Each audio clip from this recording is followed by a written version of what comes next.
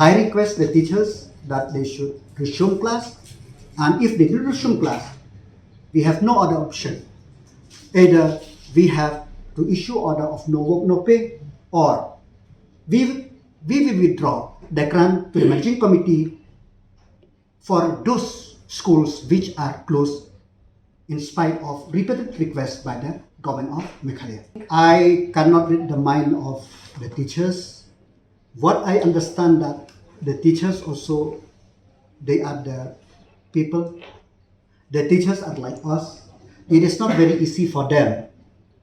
Every now and then, 3 months, 4 months, 5 months, 6 months, their salary will be pending. So they also, because of the problem faced by them, so they try to request the government. But request, having seen that the government is trying to solve the issue, which not entirely in the state with the state of Meghalaya, so they should understand. So whether that inspire them or I think that I cannot say right now.